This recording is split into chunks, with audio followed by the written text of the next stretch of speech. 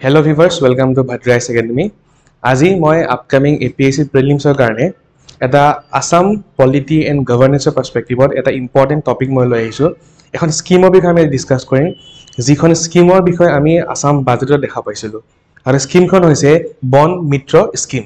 Okay, বন মিত্ৰ অভিযান। তো ইয়াত আপোনালোকে দেখা পাইছে যে এবাৰ আমাৰ অসমৰ বাজেটত এই অভিযানটোৰ কাৰণে 20 কোটি টকা আলটিমেটলি ধাৰ্য কৰা হৈছে। তো এতিয়া আমি চাও যে এই স্কিমখন বা এই অভিযানটো আসলে হয় কি। এতিয়া চাওক আমি বেসিক্যালি কেনেকুৱা দেখা পাও যে বহুত ক্ষেত্ৰত বা বহুত সময়ত এটো দেখা পোৱা যায় যে কেতিয়াবা জীৱ-জন্তু আৰু হিউম্যান বিংছৰ বা মানৱৰ লগত আলটিমেটলি কি হয় আপোনাৰ কিছুমান আপোনাৰ কনফ্লিক্ট হয় আৰু তাৰ কাৰণে কি হয় বহুত মানুহৰ কেতিয়া মৃত্যু হ'ব লগা হয়।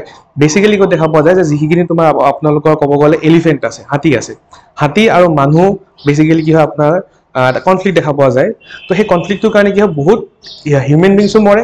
ওকে, আৰু কেতিয়াবা এটো দেখা পোৱা যায় যে বহুত হাতী বা জীৱ-জন্তু কি হয় আপোনাৰ যেতিয়া ৰাস্তা ক্ৰস কৰে, যেতিয়া নেশনাল হাইৱে ক্ৰস কৰে বা ৰেলৱে ট্ৰেক ক্ৰস কৰে, কি হয় ৰেলৰ খুন্দাত মৰি থাকে বা গাড়ী খুন্দাত মৰি থাকে। তো হেতু কাৰণে কি কৰা হৈছে এটা ফ্ৰেন্ডলি ৰিলেশন আনিবৰ কাৰণে মানে নামটো চাওক বন মিত্ৰ অভিযান। ওকে, মানে বনত যিখিনি জীৱ-জন্তু আছে সিহঁতৰ লগত এটা মিত্ৰতাৰ কাৰণে ওকে এই অভিযানটো চলোৱা হৈছে।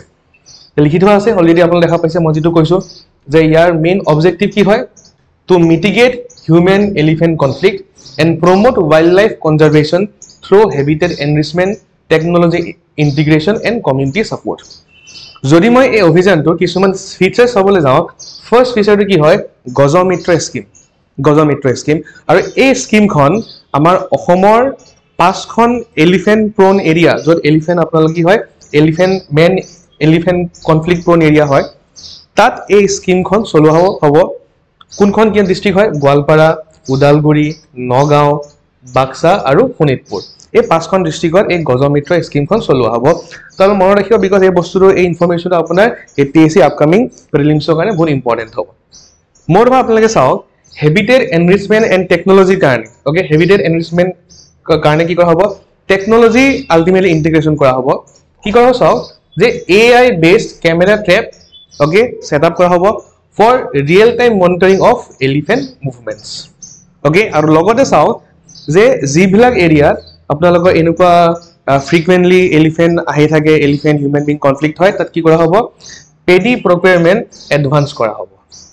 ওকে, তাৰ বাহিৰে আপোনালোকে চাওক ইয়াত আৰু কেইখনমান ইয়াৰ কিছু ফিচাৰ আছে এইকেইটা। ওকে, থাৰ্ড নম্বৰ হৈছে ওয়াইল্ড লাইফ ফ্ৰেন্ডলি ইনফ্ৰাষ্ট্ৰাকচাৰ। মানে চাওক মই অলৰেডি কৈছো যে আমাৰ যেতিয়া ৰাস্তা বনোৱা হয় কি হয় ৰাস্তা যেতিয়া মাজেদি আপোনাৰ এটা এলিফেন্ট গুচি যায় বা ওয়াইল্ড লাইফ গুচি যায় তাৰ পৰা কেতিয়াবা কি হয় খুন্দাত মৰি থাকে বা ৰেলৱে ট্ৰেকৰ বা খুন্দাত মৰি থাকে এনেকুৱা কাৰণে। ওকে, তো এতিয়া হেতু কাৰণে কি কৰা হ'ব কিছুমান আপোনাৰ কেনপি ব্ৰিজেছ ডিপ্লয় কৰা হ'ব with safety nets okay for safer wildlife crossing over the road and railway ট্ৰেকস।